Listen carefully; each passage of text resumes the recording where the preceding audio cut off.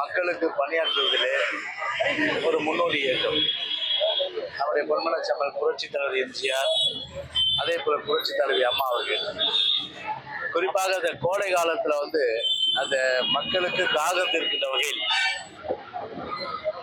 ஆங்காங்கே தண்ணீர் பந்தல் அமைத்து தமிழ்நாடு முழுவதும் நீர்மோர் பந்தல் இவற்றையெல்லாம் மக்களுக்கு அளித்து மக்களுடைய தாகத்தை தணிக்கின்ற அடிப்படையில் இந்தியாவிலேயே முதலாக ஒரு அரசியல் கட்சி இந்த ஒரு இயக்கம், அதாவது இந்த மூவ்மெண்ட் என்று சொல்லக்கூடிய ஒரு மக்களுக்கு பயன்படக்கூடிய இந்த விஷயத்தை இது புரட்சி தலைவர் அம்மாவை பொறுத்த முன்னெடுத்து அதன் அடிப்படையில் தொடர்ந்து அனைத்து இந்திய அண்ணா திராவிட முன்னேற்ற கழகத்தின் சார்பில் தமிழ்நாடு முழுவதும் மக்கள் பணி ஆற்றிக் கொண்டிருக்கின்ற இந்த இனிய வேளையில் கோடைக்காலம் முடிந்து இப்போது கொஞ்சம் கிளைமேட்டிக் கண்டிஷன்ஸ், அதாவது ஈவினிங்ல மழை எல்லாம் வர சூழ்நிலையில மக்களுக்கு ஒரு காஃபி டீ இது அதாவது விலையில்லா, அதாவது இலவசமா கொடுக்கப்பட வேண்டும் என்ற வகையில் அனைத்து இந்திய அண்ணா திராவிட முன்னேற்ற கழகம் சார்பில் நம்முடைய ராயபுரம் பகுதி கழகத்துடைய அதன் முன்னேற்பாட்டில் நம்முடைய 48வது வட்டத்தினுடைய கழக செயலாளர் பாசத்திற்குரிய அன்பு தம்பி திரு ஆறுமுகம் அவருடைய ஏற்பாட்டில் தினந்தோறும் மாலையில் நீங்கள் கூட சாப்பிடலாம், மாலையில் காஃபி டீ எல்லாம் ஃப்ரீயாக சாப்பிடலாம். இங்கே அந்த அளவுக்கு மக்களுக்கு இலவசமாக விலையில்லா தேநீர் மற்றும் காஃபி எல்லாம் கொடுப்பதற்கு வேண்டிய அந்த ஏற்பாடுகள் கழகத்தின் சார்பில் செய்யப்படுவது என்று தெரிவித்துக் கொள்கின்றேன். அதே போன்று தமிழ்நாடு வெற்றி கழகத்தின் சார்பில் அதனுடைய தலைவர் அதற்குரிய அன்பு தம்பி திரு விஜய் அவர்களுடைய 50வது பிறந்தநாள் விழா, 50வது பிறந்தநாள். எனவே அவருக்கு எங்களுடைய நல்வாழ்த்துக்களை மிக்க மகிழ்ச்சியோடு தெரிவித்து திரைப்படத்துறையில் மட்டுமல்ல மக்களுக்கு தேவையான உதவிகளையும் சரி அவர் செய்ய வேண்டும் என்ற வகையிலே அந்த வாழ்த்துக்களை நாங்கள் அந்த பிறநாள் வாழ்த்துக்களை தெரிவித்துக் கொள்கிறோம். அப்படி நீங்க எடுத்துக்க முடியாது. எங்களை பொறுத்தவரை பார்த்தீங்கன்னா அவர் ஒரு இயக்கத்தினுடைய தலைவர் ஆயிட்டார். அவர் பொதுவாக கூட நான் ட்விட்டர்ல போட்டேன், நான் அதாவது 100 ரூபா 200 ரூபா கொடுத்து டிக்கெட் வாங்குற ஏழை பாளைங்க அவங்க டிக்கெட் வாங்குறதால 100 கோடி 200 கோடி சம்பாதிக்கிறீங்க நீங்க. ஆனா 100 கோடி 200 கோடி சம்பாதிக்கும் போது அவங்க பாதிக்கப்படும் போது வாயை மூடிக்கிறீங்க. நீங்க யாராவது வாயை திறந்தீங்களா? திறக்கல. கழகத்து சார்பில் நாங்கள் ட்விட்டர் போட்டு கிட்டத்தட்ட 2.5 லட்சம் பேர் ட்விட்டர் பார்த்தாங்க. அப்பதான் கொஞ்சம் கொஞ்சமா எல்லாருக்கும் அப்படியே முழிச்சு பார்த்தாங்க. முழிச்சு பார்த்தா இப்போ ஒவ்வொருத்தரா குரல் கொடுக்க ஆரம்பிச்சிட்டாங்க. இன்னும் பார்த்தீங்கன்னா எதுக்கத்தாலும் எங்க ஆட்சியில குரல் கொடுக்குற அமீர் எங்க போனான்னு தெரியல. அமீர் ஒன்றும் வாய் திறக்கல. அப்பப்ப எழுதி கொடுக்குற வசனத்தை திமுக வருவாரு, பிரகாஷ் ராஜ் வருவாரு, திமுக எழுதி கொடுக்குற வசனத்தை பேசிட்டு போற பிரகாஷ் ராஜ் இன்னும் வாய் மூடி இருக்காரு. ஒரு உதாரணம் சொல்றேன், மக்கள் பாதிக்கப்படும் போது குரல் கொடுக்கணும். ஒரு அரசியல் கட்சி அவங்க கடமை செய்யுது. ஆனா ஒரு அரசியல் கட்சி நாங்க கடமை செஞ்சாலும் என்ன சொல்லுவாங்க? அரசியலாக்குறாங்கன்னு சொல்லுவாங்க. ஆனா அதுக்கு அப்பாற்பட்டு அரசியல் கட்சி தாண்டி இது போன்ற ஒரு திரைப்படத்துறையில் இருக்கிறவங்க, அதே போன்று அரசியல் வல்லுநர்கள், அரசியல் நோக்கர்கள், அரசியல் பற்றி தெரிந்தவர்கள், இவர்களெல்லாம் குரல் கொடுக்கும் போதுதான் ஆட்சிக்கு இந்த புத்தியாவது வரும். ஆனா இவங்க வாய்மூடி இருந்ததுதான் நான் குற்றம் சாட்டினேன். நான் அந்த வகையில தாவேகா அதனுடைய தலைவர் குரல் கொடுத்ததோடு மட்டும் இல்லாம நேரடியாக போய் பார்த்தது யாரா இருந்தாலும் சரி நிச்சயமா பாராட்டப்படும். அது விஜய் என்றதால மட்டும் நான் சொல்ல, யாரா இருந்தாலும் நிச்சயமா பாராட்டப்படும். அந்த வகையில தான் எங்களோட பாராட்டு இருக்கு. இதுல உள்நோக்கம் எதுவுமே கிடையாது. அதனால தேநீர் கடை திறந்ததுக்கும் அவருடைய பிறந்தநாளுக்கும் அமாவாசை அப்துல் காதருக்கும் முடிச்சு போடாதீங்க. இப்போ கள்ளக்குறிச்சி விவகாரம் சாதாரண விவகாரம் ஒரு 55 உயிர் போச்சு. 100க்கு மேற்பட்ட இன்னைக்கு ஹாஸ்பிட்டல்ல இருக்கிறாங்க. அதுலயே பல பேர் சீரியஸா இருக்காங்க. இப்போ வர தகவல்லாம் ஏற்கனவே ஒரு செங்கல்பட்டு மாவட்டம், விழுப்புரம் மாவட்டத்துல 22 பேர் செத்துருக்காங்க கள்ளச்சாராயம் குடிச்சு. அப்ப போன முதலமைச்சர் ஏன் இப்ப போகல? இப்போ போயிருக்க வேணாமா? போகல. ஒண்ணு, நாங்க பார்த்தா ஓடி ஆள் இல்லைன்னு சொல்றாரு. ஓடி இல்லைன்னா நீங்க அங்க போயிருக்க வேண்டியதானே? அதுவும் போல. வெறும் டேபிளை மட்டும் தட்டி சவால் விட்டா போதுமா? சட்டமன்ற டேபிளை மட்டும் தட்டி நாங்க ஓடி ஒளிர ஆள் இல்லைன்னு சொல்லி சவால் விடுறது தமிழ்நாட்டு மக்களை எள்ளி நகையாடுற. சரி, ஒரு ஒரு ஒரு ஒரு ஒரு பெரிய அளவுக்கு வந்து ஒரு பேர சம்பவம். இப்போ கூட பார்த்தீங்கன்னா, பொதுவாக நீங்கள் பார்த்துருப்பீங்க ஒரு வித்தியாசத்தை. எங்கள் விழா இந்த தேநீர் வழங்கு நிகழ்ச்சியில் பட்டாசு தான் இருக்குதா? பேண்டு கிடையாது, எதுவுமே விற்கக்கூடாதுன்னு தெரியல. பேண்டு விற்கக்கூடாது, பட்டாசு விற்கக்கூடாது, வெடிக்கக்கூடாது, எந்த ஒரு ஆடம்பரம் இருக்கக்கூடாது, மக்கள் பயன்படுற வகையில் இருக்க சொல்லிட்டு. ஆனால் இதே திமுக பக்கத்தில் ஃபங்க்ஷன் பண்ணாங்க, நிகழ்ச்சி பட்டாசு வெடிச்சு ஆடம்பரமாக கொண்டாடினாங்க. இப்போ தமிழ்நாடே துயரத்தில் இருக்கு. அந்த துயரத்தை பற்றி கவலை இல்லை. மேலேயும் அப்படிதான் இருக்காங்க, கீழே அப்படிதான் இருக்காங்க. நாங்கள் கண்டிப்பாக சொல்லிட்டேன், இந்த பட்டாசு வெடிக்கூடாது, பயன்படுற மாதிரி இருக்கட்டும், அது மட்டும் இருக்கு. இன்னைக்கு வந்து திறந்த விஷயம் உங்களை சந்திச்சுட்டு இருக்கேன். அந்த மாதிரி ஒரு ஒரு உள்ளாட்சி கையில் ஒரு ஒரு உள்துறை கையில் வச்சிருக்காரு. மாவட்ட ஆட்சித் தலைவரை வந்து மாத்திட்டீங்க, எஸ்பி சஸ்பெண்ட் பண்ணிட்டீங்க. மதுவிலக்கு ஆயத்துறையில் இருக்கிற மேல் மட்டத்தில் இருக்கிற ஏடிஜிபில இருந்து எல்லாரையும் மாற்றி விட்டீங்க. இதுக்கெல்லாம் யாரு அமைச்சர்? அந்த துறைக்கு தலைவர் யாரு சொல்லுங்க? துறைக்கு தலைவர் யாரு? சாட்சாத் மு.க. ஸ்டாலின் தானே தலைவர். சாட்சாத் வந்து உள்ளாட்சித்துறை உள்துறை அமைச்சர் யாரு? திரு ஸ்டாலின் தானே. அவர் ஏன் ரிசைன் பண்ணல இன்னும்? அவர் ரிசைன் பண்ணி ஒரு முன்னுதாரணமா இருக்க வேணாமா? இல்ல உள்துறையை வந்து அவர் தூங்கி இந்த மாதிரி இந்த மாதிரி வந்து கள்ளச்சாராய மரணங்கள் ஒரு தூங்கு மூஞ்சி அரசாங்கத்தால உள்துறை கையில் வச்சுக்கிட்டாலும் நடக்கிறதுனால பல உயிர்கள் சேதப்படுது. அப்ப நான் வச்சிருக்க வேண்டிய அவசியம் இல்லை. யாராவது அங்க செயல்படுற மந்திரிகிட்ட கொடுத்துட்டு போக வேண்டியதானே? அதுவும் செய்யல, ரிசைன் பண்ணல. சரி, ஒரு ஜனநாயகத்துடைய மாண்பின்னா ஒரு சட்டமன்றம், பத்திரிகை துறை, அதே போன்று நிர்வாகத்துறை, அதே போன்று நீதித்துறை, இந்த 4 இருக்கு. இந்த 4ல ஒரு சட்டமன்றம் ஒரு வலிமையானது. எங்க போய் பிரச்சனை சொல்ல முடியும்? இப்போ ஐநாவில் எப்படி சொல்ல முடியலாமா? நம்ம தமிழ்நாட்டு பிரச்சனைய ஐநாவில் சொல்ல வேண்டிய விஷயம் ஐநாவில் சொல்லும். தமிழ்நாடு பிரச்சனை தமிழ்நாட்டில் தான் சொல்லும். தமிழ்நாட்டில் சொல்லணும்னா எங்க சொல்லும்? ஒன்று சட்டமன்றம், இல்லைன்னா வந்து ஜனநாயகத்து 4வது கொண்டு இருக்கிற இந்த மாதிரி இடத்துல. ஒரு சட்டமன்றத்திலேயே ஒரு மாண்புமிகு எதிர்கட்சி தலைவருக்கு அந்த உரிய ஒரு மரியாதை இல்லை. அந்த உரிய அளவுக்கு வந்து அவருக்கு பேச்சு உரிமை மறுக்கப்படுது. அவர் பேசாம மைக்க துடிச்சிருங்க. அப்படி ஆனா இன்னைக்கு நாட்டில் வந்து ஒரு பெரிய அளவுக்கு பத்திட்டு இருக்குது பிரச்சனை. 55 பேர் சேர்த்துருக்காங்க. கண்ணு இன்னும் வந்து 10 உழைச்சா கூட கண்ணு தெரியாது. அது அந்த மெத்தனால்ன்றது பார்த்தீங்கன்னா அவ்வளோ டேஞ்சரஸ். அப்படிப்பட்ட மெத்தனாலை வந்து குடிச்சு இன்னைக்கு வந்து ஒரு ஒரு ஒரு அந்த கள்ளக்குறிச்சி கருணாபுரம் வந்து ஒரு பெரிய அளவுக்கு ஒரு என்னன்னா ஒரு துயரம், வீட்டுக்கு வீடு சாவுன்ற அடிப்படையில் இருந்தா ஒரு எவ்வளவு பெரிய ஒரு மன வேதனைக்கும் ஒரு கண்ணீர் விடக்கூடிய அளவுக்கும் ஒரு இதயத்தை வந்து ஒரு ஒரு பெரிய அளவுக்கு வந்து பாதிக்கிற விஷயமா தான் இது இருக்கு. விஷயம் இருக்கும்போது ஒரு எதிர்கட்சி தலைவர் வந்து விவாதிக்கிறதுக்கு கேள்வி நேரம் ஒத்துவீங்க. கேள்வி நேரம் இல்லைன்னா ஒரு நாள் கேள்வி நேரம்னா தலை வச்சிருமா? சட்டசபை சபாநாயகரோட நான் கூட தான் இருந்திருக்கேன். நான் பிரச்சனைகளை அனுபவிச்சிருக்கேன். நான் இந்த மாதிரி வந்து உடனே கூட்டு கட்டா வெளியே தூக்கி போடுறது, கைது செய்யுது. அப்புறம் வந்து ஸ்பீக்கர் சொல்றாரு பாருங்க, ஏதோ வந்து நான் கூட ஸ்பீக்கர் இருந்திருக்கேன். என்ன சொல்லணும்னா, சரி இதெல்லாம் அவை குறிப்பில் ஏறாதுன்னு ஒரு வார்த்தை சொல்லி முடிச்சிடுவேன். இது அவை குறிப்பில் ஏறாது, இது குறித்து யாரும் பிரஸ்ல போடக்கூடாது, இது குறித்து வந்து எந்த ஒரு விவாதமும் தேவையில்லை.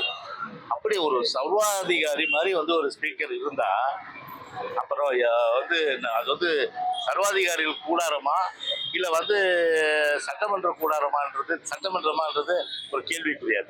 ஸோ அந்த வகையில் அவர் எதிர்கட்சிகளை வெளியேற்றிட்டு குண்டுகட்டா தூக்கி போட்டு பேச விடாம அனுமதிக்கிறா.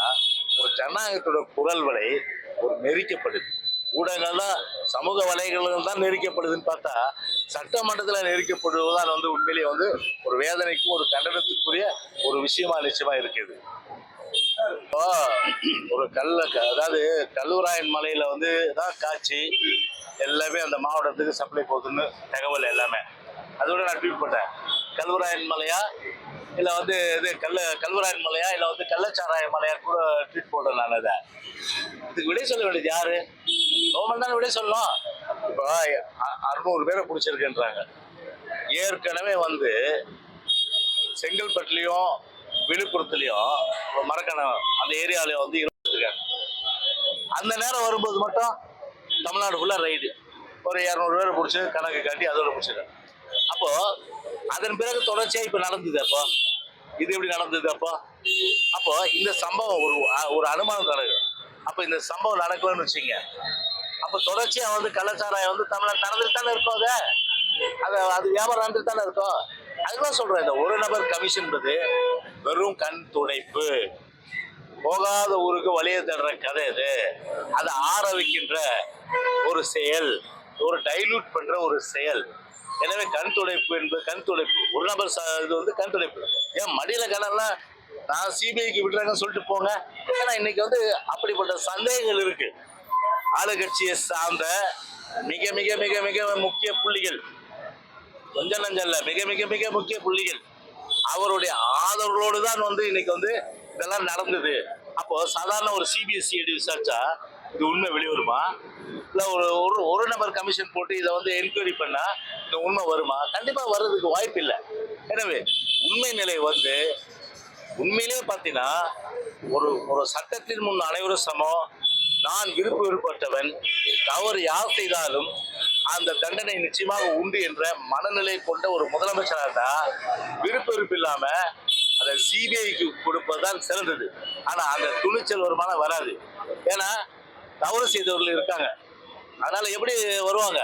அது சிபிசிஐடி யாருடைய கண்ட்ரோல்? ஸ்டேட்டுடைய கண்ட்ரோல். ஒரு நபர் கமிஷன்னா அது போய் விசாரிச்சு உண்மை சொல்றாங்களா? கமிஷனர் ரிப்போர்ட்டை வந்து கவர்மெண்ட் சொல்றதா கேட்கப்பட்டது. அதுல உண்மை எந்த காலத்துல வராது. அதனால வந்து மிகப்பெரிய புள்ளிகள், அதுக்கும் மிரட்டல் வராது. ஏன் சொன்னா சொல்லிட்டு போட்டோம், நாங்க இல்லைன்னு சொல்லிட்டு போ. யாரு எங்க மேல சொன்னாலும் மாநகர வழக்கு போடுன்னு சொன்னாக்கா அது எந்த வித நியாயம்? அப்ப மிரட்டுறதாப்பா ரகுபதி சொல்றாரு அவரு? மிரட்டுற துணியா இது? மிரட்டுற துணியாது. மடியில கடலாம் வழியில பயம் இல்லை, சொல்லிட்டு போங்க. அதை விட்டுட்டு என்னப்பா சொல்றது, மாநகர வழக்கு போடுவோம், கிரிமினல் வழக்கு போடுவோம் அப்படின்னு சொல்லி அதை அச்சுறுத்துறது.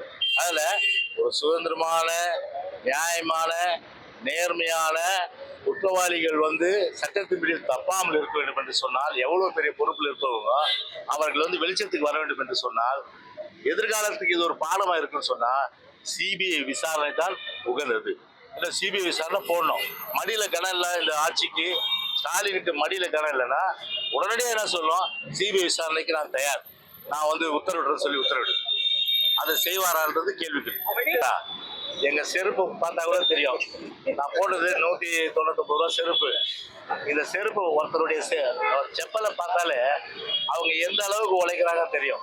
நாங்க பல பல பல பல ஒரு 1 லட்சம் ரூபாய் ஷூ வாங்கிட்டு மேனா மினிக்கியா கார்ல ஏறிட்டு கார்ல உட்காந்துட்டு ஏசி இப்படி போறது இல்லை. சேத்துல, ஆத்துல, அதுக்கப்புறம் வந்து கடல்ல, அதுக்கப்புறம் குளத்துல, அதுக்கப்புறம் வந்து குடிசைவாழ் பகுதிகளில் எல்லா இடங்களையும் சர்வசாதாரணமாக மக்கள் தொண்டு ஆற்றுகின்ற ஒரு இயக்கம் தான் அது அனைத்து அண்ணா திராவிட முன்னேற்ற கழக இயக்கம் மட்டும்தான். எனவே என்னுடைய செப்பலை பார்த்தாலே தெரியும் எந்த அளவுக்கு அழுக்கா இருக்குன்றது. அப்போ பல பல்லே இருக்காது. ஆனா அந்த அளவுக்கு அவ்வளோ பயணங்கள். ஆனா இவங்கெல்லாம் செருப்படுத்தி போட்டவங்க, அது வேற விஷயம். அது ஊடகங்கள்ல வந்து வரும். அந்த மாதிரி மானங்கள்ட்ட செய்யலாம் நிச்சயமா நாங்க வந்து யாருமே செய்ய மாட்டோம். ஒண்ணு நான் என்ன கேட்டேன், இப்ப இடைத்தேர்தல் வந்திருக்கு விக்கிரவாண்டியில. அந்த இடைத்தேர்தலில் வந்து திமுக எந்த அளவுக்கு போகும்? பணம் மட்டும் இல்லாம கூட இந்த மாதிரி வேலையும் பண்ணுவாங்க. எந்த மாதிரி வேலை? துணி துவைச்சு கொடுக்குறது, அப்புறம் பார்த்தீங்கன்னா வீடு பெருக்கி கூட்டுறது, அதுக்கப்புறம் 10 பாத்திரம் தேய்க்கிறது. இந்த 3மே செய்வாங்க. அது மானங்கட்ட செயல் இல்லையாத? வீட்டில் செய்ய மாட்டாங்க. ஆனா ஓட்டுக்காக மற்ற வீட்டுக்கு போய் இந்த மாதிரி வேலை செய்யறதுக்கு அது என்ன வேலைன்னு சொல்லுவோம் நாம தமிழ்ல? முறவாசல் வேலை. அது என்ன வேலை? முறவாசல். அந்த முறவாசல் வேலை எங்களுக்கு தெரியாதுப்பா. சரிதானே? நாங்களாம் தன்மானத்தோடு இருக்கிற ஆளு, புரியுதா? எங்களுக்கு புரட்சி தலைவர் எம்ஜிஆர் விட்டுட்டு அந்த தன்மானம் தான். அந்த தன்மானத்தை எந்த காலத்தையும் இழக்க மாட்டோம். இவங்களுக்கு அந்த முறவாசல் வந்து அத்துப்படி, சேகர் பாபுக்கு அத்துப்படி, திமுக அத்துப்படி. அதனாலதான் அவர் வந்து பாத்தீங்கன்னா, ஆமா அவர் ஒத்துக்கிறார் இல்லையா? அவர் ஒத்துக்கிறாரு இல்லையா? ஆமா நாங்க செய்வோம் அந்த வேலைய, குளிக்க வச்சு கொடுப்போம், வீடு பெருக்குவோம், அப்புறம் வந்து 10 பாத்திரம் எல்லாத்தையும் தேய்ப்போம். இது அவரே ஒத்துட்டாரு. நம்ம ஒத்துட்டாரு என்ன? சேகர்பாபுவும் முறவாசல், திமுக முறவாசல். அப்படிதான் அந்த கருத்து இருக்கு. அதுதான் நான் ஏற்கனவே என்னுடைய பதில் சொன்னேன். நல்லது செஞ்ச யார் வேணாலும் பாராட்டலாம் இல்லையா? ஏன் மற்ற நடிகர் சைடா நான் பாராட்டுறேன், விட்டுல போடுறேன், வரலன்னு தான் நான் சொன்னேன். கூட்டணிக்கு அதுக்கு சம்பந்தம் கிடையாது. சரிதானே? கூட்டணி கொடுத்து அதெல்லாம் கட்சிட்டு முடிவு செய்யற விஷயம். கூட்டணிக்கு அதுக்கு சம்பந்தம் கிடையாது. வேல்முருகன் நல்லது பண்ணாருன்னா நான் ட்வீட்ல போடுவேன், பரவாயில்ல. வேல்முருகன் பொறுத்தவரை திமுக விக்கிரவாண்டி எலெக்ஷன் நடக்குது, இப்போ அங்கே போய் நேரடியாக போய் ஒரு கள்ள ஓட்டு போடுறவனை பிடிச்சி அவரே வந்து கொடுத்தாரு. ஒரு பத்திரிகை நிறுவனர் ஒருத்தர் வந்து தைரியமாக ஜனநாயக கடமை ஆட்டுறாருன்னா ட்வீட்டில் நல்லா போடுவேன். அதுக்காக வேல்முருகன் கூட்டிருந்தா நல்லது சரிங்க, பாராட்டுறேன். அது மாதிரி நடிகர்களாக இருந்தாலும் சரி, அரசியல் சாராத அரசியல் நோக்கர்களாக இருந்தாலும் சரி, நல்லது செஞ்சு போய் அங்கே வந்து பணியாற்றுனா கடமையாற்றுனா நிச்சயமா பாராட்டுறேன். அந்த வகையில தான் வந்து என்னுடைய ட்வீட்டு, எங்களுடைய ட்வீட் கூட, எங்களுடைய கருத்துக்கள் கூட அதுக்கும் கூட்டணிக்கு எந்த சம்பந்தமும் கிடையாது. கூட்டணியில எதா இருந்தாலும் கட்சி தான் முடிவு இயங்க வேண்டிய அவசியம் எந்த காலத்துலயும் கிடையாது. புரியுதுங்களா? அவரை பொறுத்தவரை திரு அண்ணாமலை பொறுத்தவரையில அவர் தான் வந்து பார்த்தீங்கன்னா வந்து 10 பேரை சேர்த்துக்கிட்டு நான் 20% 18% வாங்கினேன்னு சொல்லுவாரு. நாங்கள் ஒரு ஆள் 20.6%. நீ அப்படி இருந்தால் என்ன பண்ணியிருக்கணும்? பிஜேபி இந்த எலெக்ஷன்ல தனியாக 40 தொகுதியில் நின்று பாதிச்சு உட்பட நின்று நாங்கள் ஒரு 15% வாங்கன்னு சொல்ல முடியுமா? சொல்லுங்க. அது முடியாதுங்க. தனியாக நின்னா ஏற்கனவே ஒரு 2% இன்னும் 2%, 1% கூடுதலாக இருக்கு. அது கூட எதனாலன்னா பிரைம் மினிஸ்டர் 8 தடவை வந்ததுனால, 8 முறை வந்து ஒரு 2% அளவுக்கு கூடுதலாக இருக்கும். சும்மா வந்து எல்லாமே வந்து ஸ்டால் வாட் தானே, பெரிய பெரிய ஆட்கள் தான் நிற்க வச்சிங்க. யாரை நிற்க வச்சு? ஓபிஎஸ் நிற்க வச்சிங்க, சிஜிஐ நிற்க வச்சிங்க, ஐஏசி சண்முகத்தை நிற்க வச்சிங்க. அதுக்கப்புறம் வந்து இவங்க பல பேர் இல்லையா, அந்த மாதிரி எல்லாரையும் நிற்க வச்சுருக்கீங்க. அந்த சைடு வந்து அவர் வேந்தன், யாரு நம்ம பாரிவேந்தன், அவரு அப்படி ஒவ்வொரு இடத்துலையும் பார்த்தா ஒரு ப்ராமினன்ட் ஃபிகரை நிற்க வச்சுட்டு அவங்க வாங்கின ஓட்டெல்லாம் பிஎம்கே வாங்கின ஓட்டெல்லாம் சேர்த்து 21 தொகுதியில் இருந்துட்டு ஆஹா நாங்கள் வந்து முன்னேறிட்டு சொன்னா இது முன்னேற்றம் இல்லை. முன்னேற்றம் இல்லை. நீங்களே உங்களை பார்த்துட்டு என்ன பண்றீங்கன்னா உங்களை விமர்சனம் பண்ணிக்கணும். நம்ம வந்து முன்னேறல, அந்த அளவுக்கு தான் வந்து அந்த முடிவு காட்டுது.